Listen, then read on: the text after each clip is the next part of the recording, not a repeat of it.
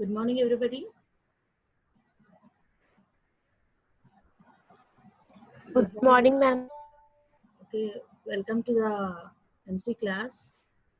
So yesterday we discussed about the Mac introduction, which is our second unit, right? So we'll go through the a small melee of that, and we'll be continuing with the today's session, right? So what we discussed in the last class, what you've been discussed about the Mac. What is a Mac? So how it is been helpful for us, where it has been existing, whether it is a main layer or a sub layer. So how it has been helpful for us in the mobile communication, and why you are been motivating ourselves to go to the wireless Mac. That is this particular second unit especially meant for the wireless Mac rather than the wired Mac. So both the wired communication and also the wireless communication, this Mac has been helpful for us in mobile communication. So we'll see how it has been helpful for us in the communication, and why we are being motivated to go towards the corresponding Mac, right? Now we'll be having a review now.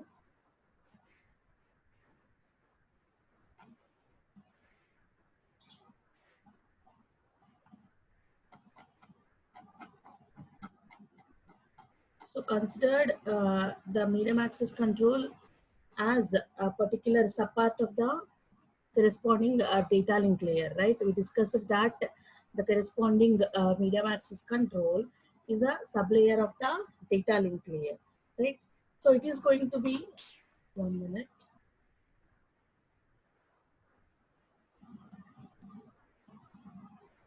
So it is going to be a subpart of the medium data link layer.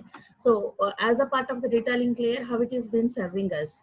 As already we know that the data link layer is meant for establishing a point-to-point connection between the two communication parties in terms of the networks also. So while discussing about the computer networks also, we know that it will be helpful for us as a particular means for establishing a point-to-point connection between the two communicating parties.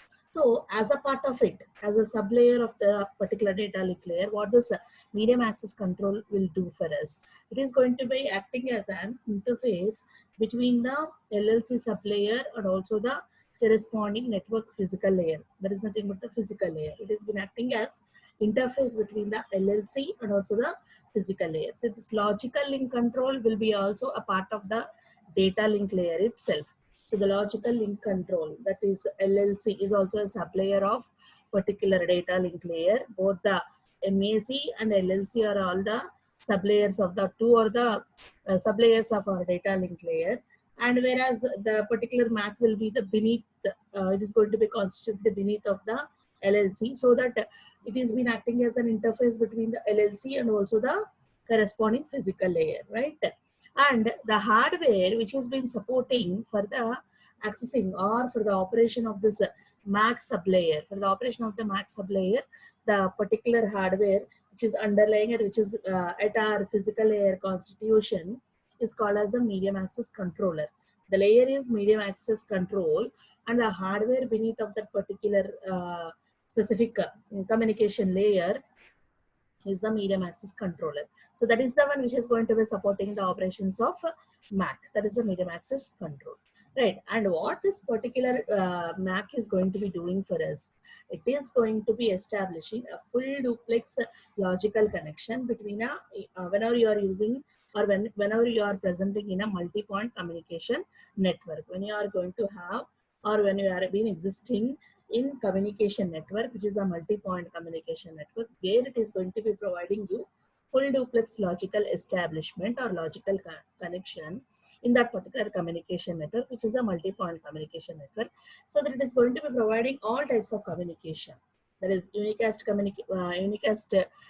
connection will be provided, multicast will be there, broadcasting will be there, all type of communication technology or methodology will be provided by the corresponding Mac sublayer, which has been acting as an interface between the LLC, which is also a subpart of the data link layer, and between the physical layer. That is what we've been depicted here. That is why are being moving and what is going on, right?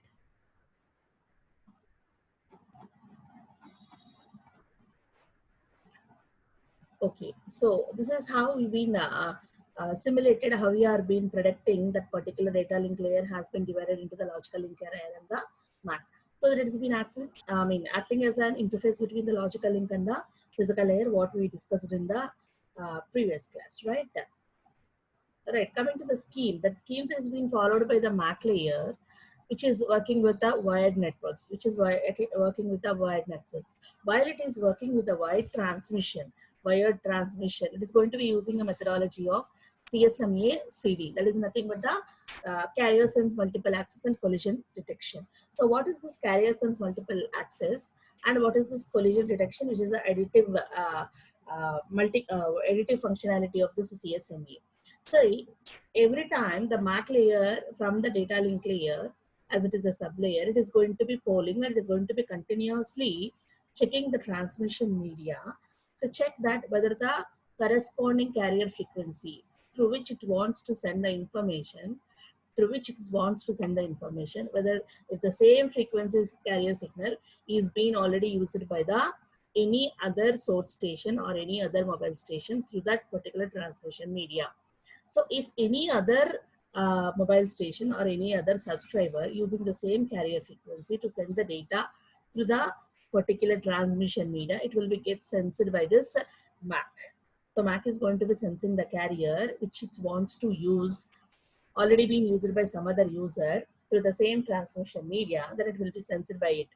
So once it is been sensing the particular carrier, it won't allow for the collision detection.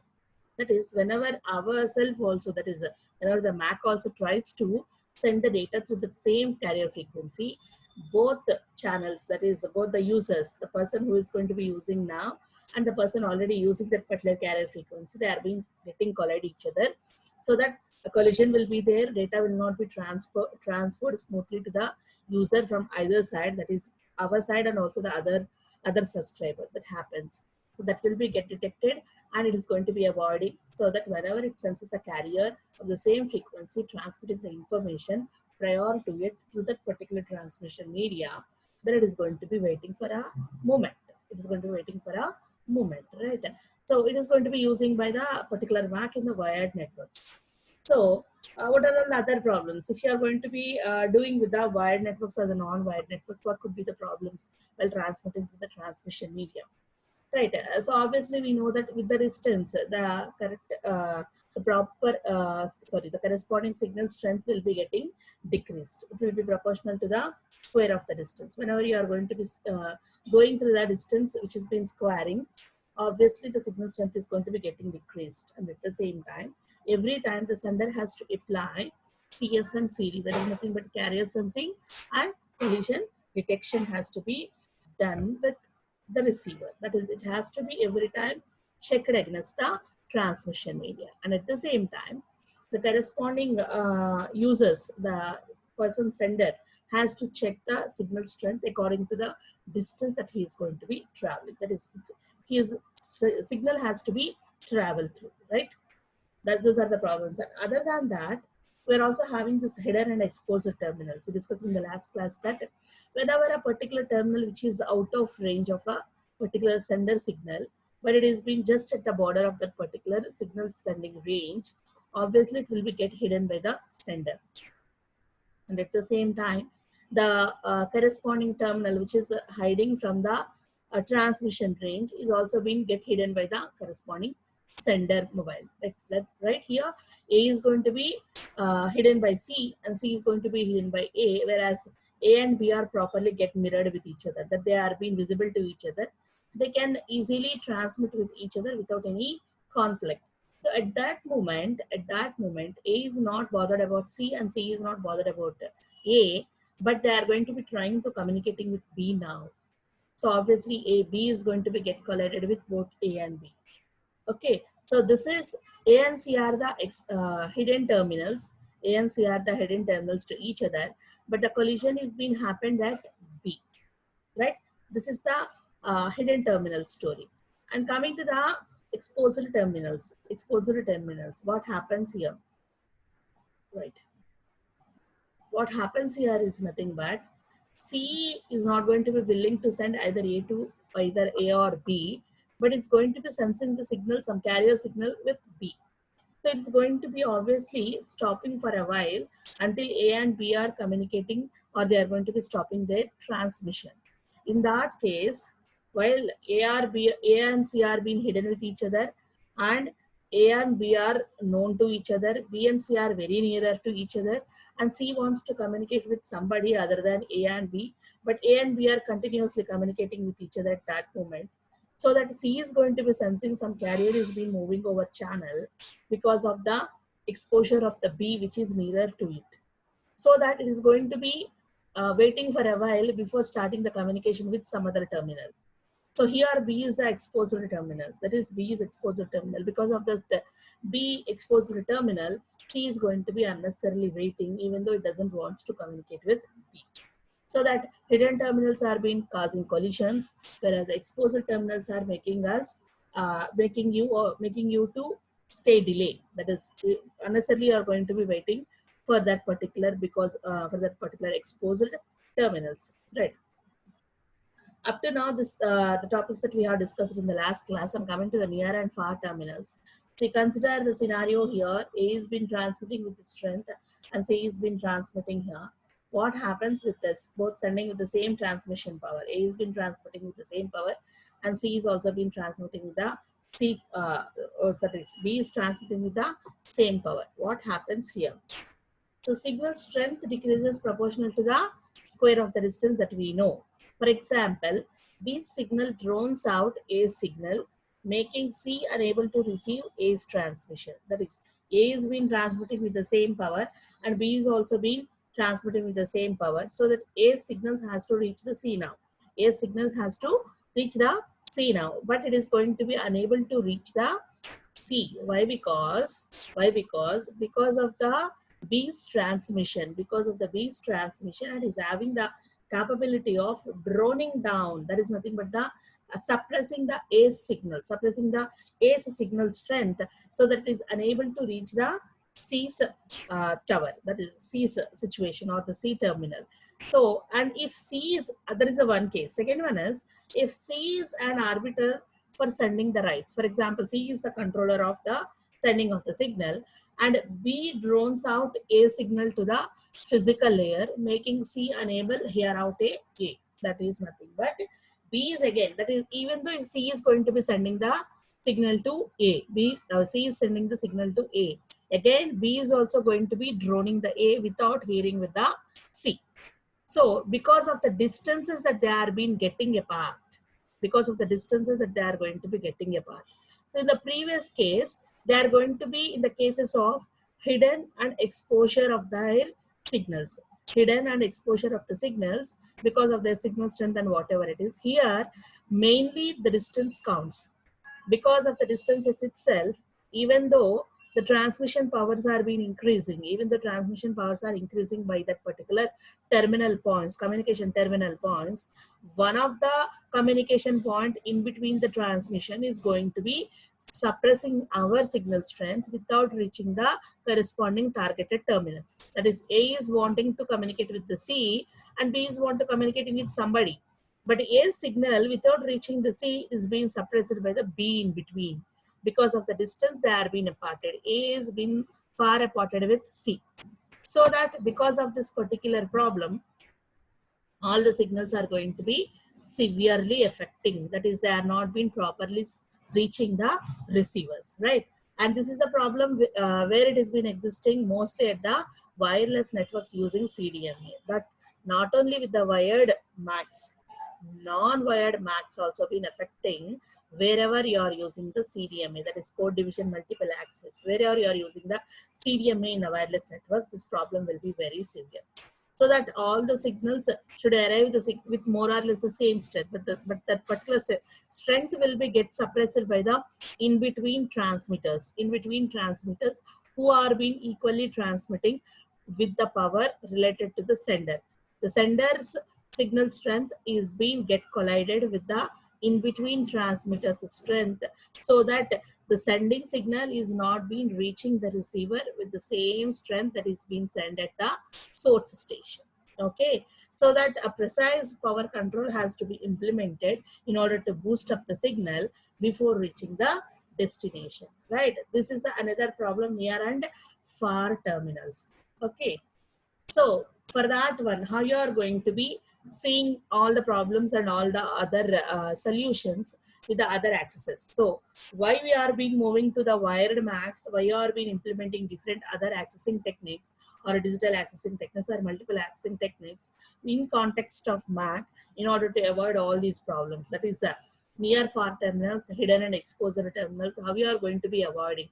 In what cases we've been encountered or we've been facing with some other new problems other than this exposed, what is called as a hidden and also the near and far terminals. Other than these three cases,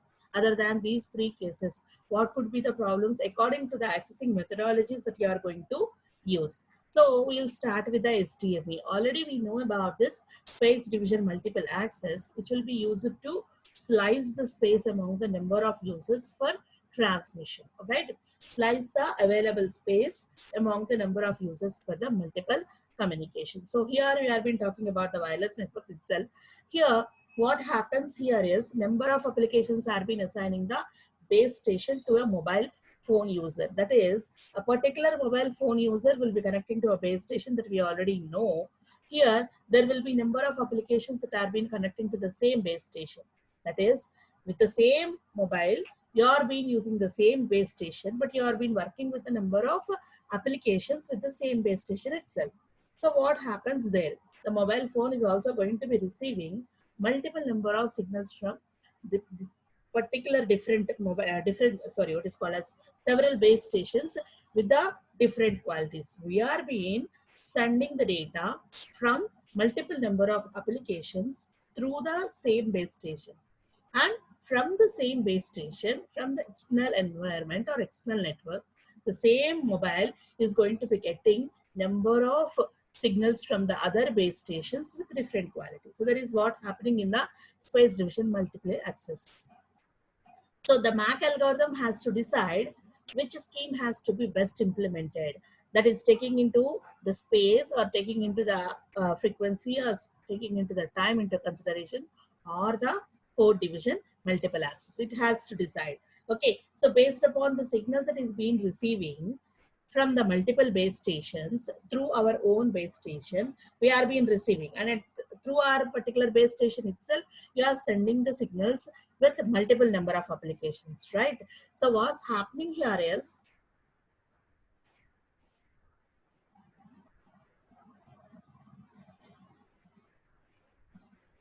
our mobile is there, right? Okay, we are coming under a particular base station, right? We are sending the signals to this particular base station from different applications, which it has to send outside, right? And the same base station is receiving the signals from other base stations,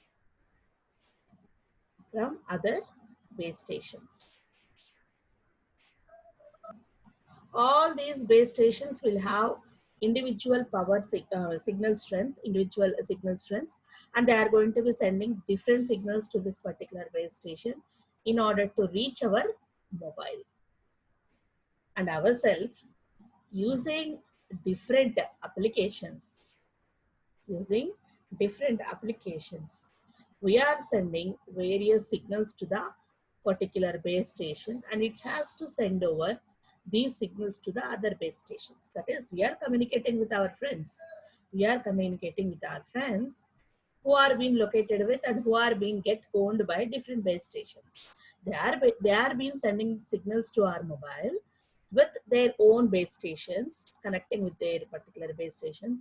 Our friend is, we are having several friends and we are being connected with the different base station. They are being sending signals to our base station, which is our own local station. And again, in the similar way, using different applications, we are again sending those signals to our friends using the single base station. So this is how, and this is where we have to decide which accessing method has to be chosen according to the methodology that it has to follow. That is, whether the signal has to be sent over CDMA, whether the signal has to be sent over TDMA or FDMA or STMA. How the communication has been going on now. What sort of communication has been taking place between either one to many or many to many. What is going happening, right? So while moving over,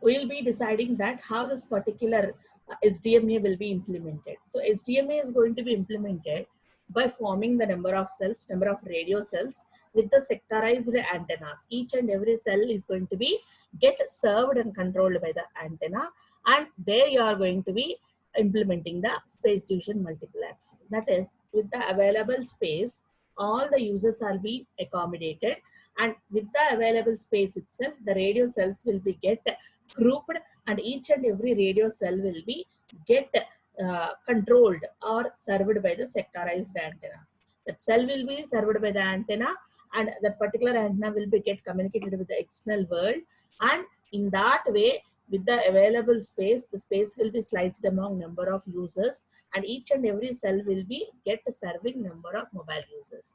That is nothing but the space division multiple accessing. And the unique advantage and the main advantage of this particular SDMA is it is not going to be requiring any specific multiplexing equipment. It is been using the existing multiplexing techniques, and it is going to be serving the physical channels for sending over the signals through that particular channels with the available SDMA slots or the cells, right? So SDMA is having the unique advantage of itself, that is not requiring any special multiplexing equipment. Whatever may be the available multiplexing techniques, using that particular multiplexing techniques itself, it is going to be slicing the users with the available radio cells and the sectorized antennas, and it is being implementing the phase division multiplexing, right? And coming to the FDMA, right? So coming to the FDMA, so what this particular FDMA is going to be doing when compared to the SDMA. See, for this particular SDMA, we have to divide the group of users into the form of cells, and a sectorized antennas has to be provided for that particular group of cells. And again, a multiplexing has to be provided about that particular group of users belonging to the different cells, and they has to be allocated with the sectorized antennas to propagate the signals here and there, right? And whereas coming to this particular frequency division multiplexing, here you are dividing the frequency dimension into several non-overlapping users, or say frequency bands. See here you can multiplex the time, you can multiplex the frequency, you can multiplex the code also. And we've been decided this particular users, these particular group of users either comes into the code, either comes into the division, time, either comes into the frequency, are being grouped according to the spaces in the SDMA. That is nothing but all these group of users are being again sectorized into the group of radio cells in case of SDMA, that is space division multiplexing. But whereas this time, code and frequency can be accommodated on the same platform. That is nothing but all the users can be there at the same place. Whereas in the SDMA, the users are being separated. Okay, according to the group and according to the space available, these group only certain group of people comes under one radio cell, and another set of group of people comes into another cell. They will be what is called as separated by the particular borders. Whereas that couldn't be done, and that may not be useful, could not be necessarily done with the TDMA, FDMA, or the CDMA, right? What we are doing in the FDMA is, with the available frequency bands, we are been dividing the particular frequency bands into several non-overlapping frequency channels. Here we can see that 1 to n frequency channels has been subdivided. The same 1 to n time slices are being subdivided among the frequency channels, and the same 1 to n codes can be subdivided among the available users, right? In the similar way, users are being separated by the frequencies, users are being separated by the time, users are being separated by the code. But what could be the difference among this particular TDMA, FDMA, and CDMA? We'll see further, right? See what happens with this FDMA actually. What happens with the FDMA? See, in the frequency division multiple accessing, this is a method in which several users are going to be transmitting simultaneously onto one satellite. That is, through the satellite itself, we are being communicating by using the single transponder, by assigning the specific frequencies to channel, specific frequency with each channel for each user. That is nothing but frequency division multiple access is going to be employing multiple number of users to transmit simultaneously at a time to the satellite using the transponder, whereas each and every user is going to be assigning a channel individually. Okay, and those channels will be mostly less than the 30 kilohertz of size. Okay, each and every channel will be allocated for a user, and that particular user channel will be mostly below the 30 kilohertz channel of the size, whereas the transmitting and receiving channels are being defined within the same frequency. Both the transmitting and receiving channels are being decided within the same frequency, and it is going to be following mostly the duplex communication, that is the simultaneous access of both the mobile station and the base station, and the base station of the mobile station communication. For that one, each and every channel will be provided with a special scheme called as frequency division duplexing. Frequency division duplexing, where both the mobile station and the base station are going to be communicating in the to and fro way using the different frequency bands. See how it is being implemented. For example, in the case of GSM, while we have been discussing, it is going to be provide you 1 to 124 channels, sorry, 0 to 124 channels that we know, right? So it's going to be providing us 124 frequency bands. So this is how the frequency is allocated for 1 to 124 channels for us, right? So here the mobile user is being using his mobile, and he is going to be using the different frequency bands according to the location he's been existing, or the mobile receiver or transmitter he is going to be using, right? He may be using 960 megahertz, or maybe using 915 megahertz, or maybe using 890.2 megahertz frequency signal to send his signals. So whenever he sends the signals, it has to be get received by the satellite. It has to be get received by the satellite. So before it reaches the satellite, where it is going to be reaching, it has to be get received by a receiving antenna in case of FDM, and in case of satellite communication, the antenna that you are going to use to receive and transmit the signals, which has to communicate with the satellite either to up the frequencies or down the frequencies, will be called as the transponder. Will be called as the transponder.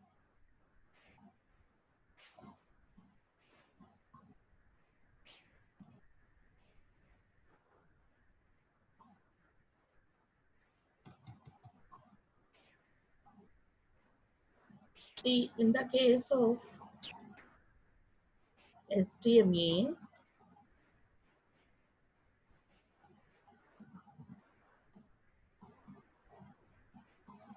there will be number of users existing in a particular area.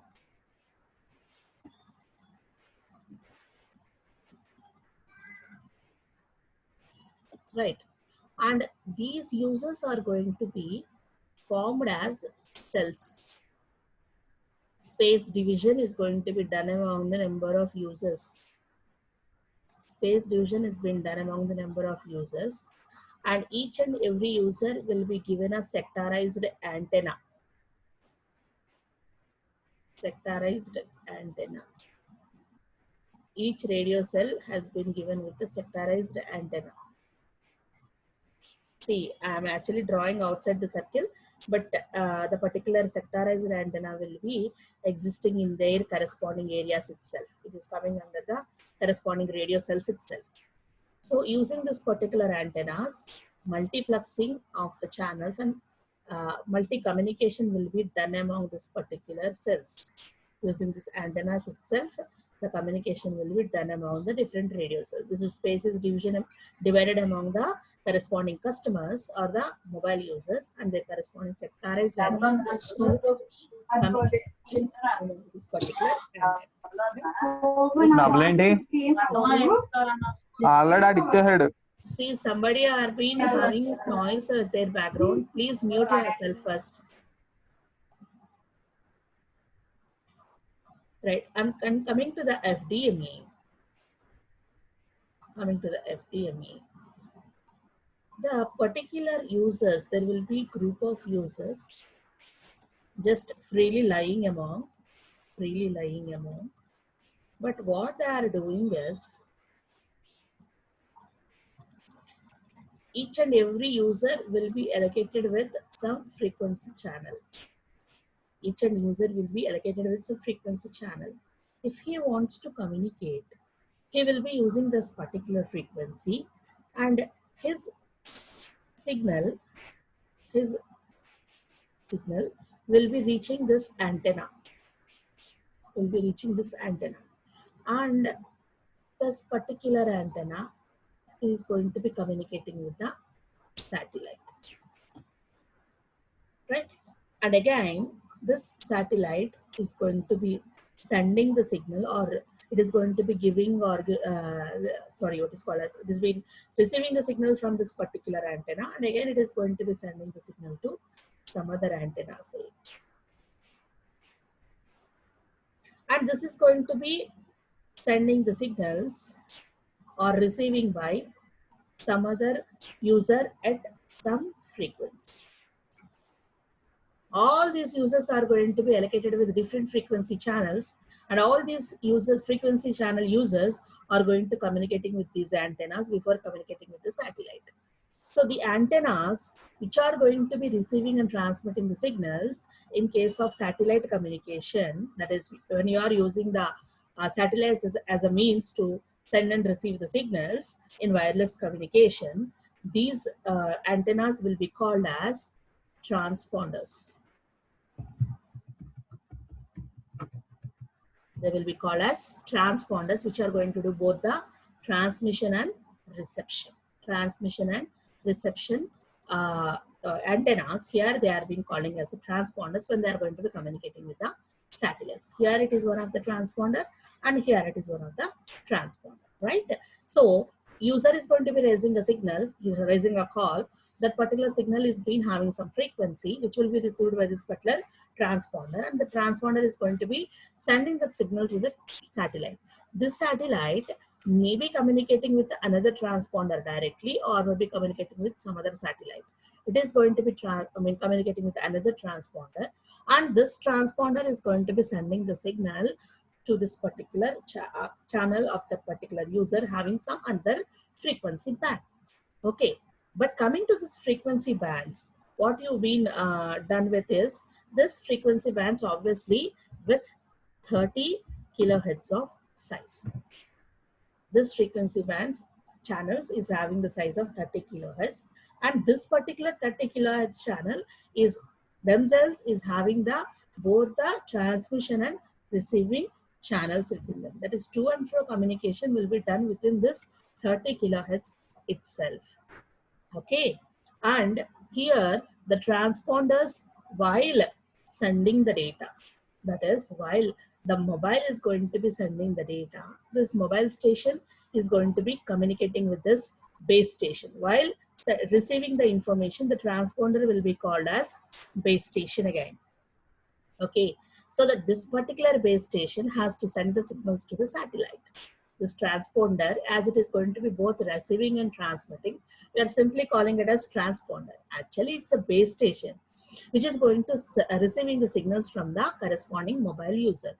So while receiving the signal, this mobile station is going to be communicating with the base station, and while receiving the signal, that is, while transmitting the signal from the mobile user, it is being receiving the signal from the mobile station, and while giving the signal here from the corresponding transponder to this particular receiver, again a communication from the base station to the mobile station.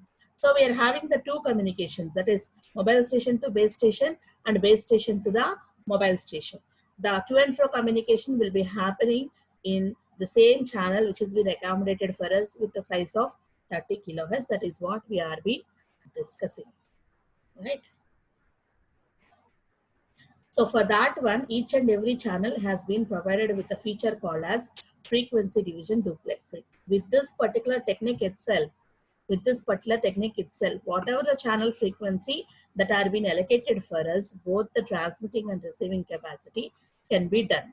With this FDD technique itself, both the receiving and transmitting can be done within the short frequency range channel that has been allocated for the user, that is 30 kilohertz, right? So this is what they have been given the illustration like. We are been sending the signals to the transponder, that is from the mobile station. The base station has been receiving the signal. Again, the base station is being sending the signals, and it has to be received by the mobile station again. That is what I illustrated and what they have been given here, right? So this is how the frequencies are being allocated. Each and every channel may be of 200 kilohertz, and the channel is being again sliced among the 30 kilohertz channel for each and every users, right? This is the frequency band of 200 kilohertz, right? And whereas this 200 kilohertz again divided into by 30, each and every user is going to be given with 30 kilohertz. See how each and every frequency band having the 200 kilohertz of frequency range again will be divided into 30 kilohertz of channel, so that how many number of users can be accommodated using this particular FDMA, right?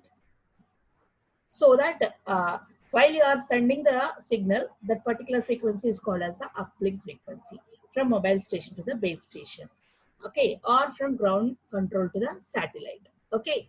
So that is called as uplink frequency, and while receiving the signal, the frequency is called as downlink frequency, right? And that particular communication will be from base station to the mobile station, or from satellite to the ground, we can say.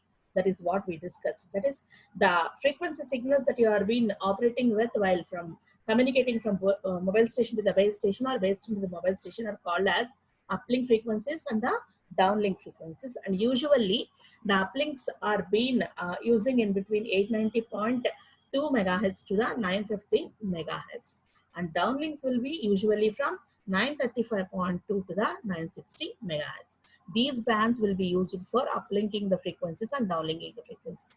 See, channel users are being allocated the different frequency bands, whereas their usage frequencies for uplinking the signals to the corresponding satellite and downlinking the signals to the corresponding base stations are being different. So that's why the uplink frequencies are being given these ranges and downlink are being given these ranges. These downlinks and uplinks are being varied depending upon the channel from where you are being communicating, right? So there will be some relationship in between the uplink and downlink frequencies, how they will be get separated in the same channel of 30 kilohertz of variation. The same channel of 30 kilohertz of variation, how this particular downlink and uplink frequencies are being separated. So there is a relation here given as, for example, uplink frequency has been decided like this: 890 megahertz plus 9 into 0.2 megahertz. So for a channel of N, channel, here we have been decided a uplink frequency of 890 megahertz plus the channel into 0.2 megahertz. This is the uplink frequency we been decided. Then the downlink frequency will be FD is equal to FU plus 45 megahertz. So what is the FU here? 890 plus something. Okay, that could be added with 45 megahertz to reach the downlink frequency. So the uplink frequency and the downlink frequency channels, uplink frequency and the downlink frequency channels shouldn't be overlapped with each other. Why? Because while sending the data, we have to receive the signal without collision with each other, so that they could be separated by the frequencies very far apart. If they are very nearer and they are going to be overlapping, obviously the sending information and the receiving information for the both the users are going to be get overlapped, and you are being corrected with our data that you are being sending and we are being receiving also. So that's why the relation between the uplink frequencies and the downlink frequencies has been decided like this. Fu is equal to, for example, if the uplink frequency has been decided as 890 for a channel of N with a tolerance of 0.2 megahertz, the downlink frequency will be FD is equal to the particular uplink frequency value that we have been got here plus 45 megahertz. So from there onwards, the downlink frequency will be starting. So depending upon the uplink frequency that you are using, the downlink frequency will be each and every time it is going to be changing. Okay, and each and every channel will have a bandwidth of 200 kilohertz. So within that particular available bandwidth of 200 kilohertz itself, you are going to using your downlink and uplink frequencies, right? So following with this particular relation itself, you are maintaining the downlink and uplink frequencies, right? And coming to the disadvantages of this particular FDMA. So what is the time? Okay, you are at the end. So coming to the disadvantage of this particular FDMA. So as the radio stations are being continuously broadcasting, 24 hours a day. Why? Because we know that radio are been working continuously, not FM, what you have been discussing. Previously also the radio signals have been continuously reading. Why? Because our defense systems are also been using some sort of radio frequencies, and most of the communication lines are going to be using the radio frequencies. So for that one, the radio stations has to be broadcasting the signals for 24 hours. Okay, so while the mobile communications are going to be taking only few minutes or a few time among the total 24 hours, even though you are being peeping in and out, while you are being calling your friends, whenever you are being raising call, then only you are being using the radio frequency, right? So but you are being taking only a small amount of time. In that case, whenever you are using only small amount of time for calling our users or calling our friends, sending the data to our friends, but assigning the total frequency band to the channels and assigning a total frequency bandwidth or a frequency range to that particular users will be very tedious, and it's a waste of assigning the frequency resources. That is nothing but our frequency is being allocated for us, it will be static, so that our frequency band will not be used by somebody, but you are going to be using whenever you want to call your friends, whenever you want to send the data to your friend, then only you are being using the channel of that particular frequency band to send the signal over the radio frequencies. So nothing but at that time you are being using, that only it will be enabled. Until and unless you are being using, the channel will be remaining idle. It won't be used by other users, and you are not using, only using for a certain interval of time. So that assigning a frequency band continuously to the user at a static moment will be using or a tremendous waste of the frequency resources. That is, whenever you are using a particular interval of time, it will be useful. The remaining time will be unused and it won't be used by the another users. So another users are being staying idle, and our channel has been staying idle. They are waiting for the resources and our channel is been staying idle. So that is the main disadvantage. Okay, as you are being assigning a separate frequency, and that particular what is called as assigning a frequency constantly, assigning a frequency band constantly will be a very inflexible scheme. Why? Because as you have to allocated with the frequency channels, as you have been allocated with the transponders, as you have been allocated with the satellite frequencies, base stations, mobile stations, all are being fixed with your frequencies. Other than that particular frequency, nobody are going to be tuning with while sending the call or while calling the users or while sending the data to. Okay, so that is as the users are being fixed with the frequency bands, obviously the number of users will be get limited. Okay, so with this particular frequency division multiple access, even though with the available frequency bands, each and every channel allocated with the 30 kilohertz of size, both for the what is called as broadcast of what is called as both for the communication between mobile station and the base station and the mobile station, using a 200 kilohertz of bandwidth, using separate ranges for uplink and downlink frequencies, but the frequency band is being fixed for that user itself, so that with the available frequency bands only limited users can be accommodated, and these frequency sources are come into scarce. No other users which are out of the frequency band couldn't use the frequency bands. Okay, this is about the FDMA and the HDMA, which is going to be overcome by the TDMA, which can be discussed in the next class, right? Okay, so I'm ending the session here. Get ready for the next session.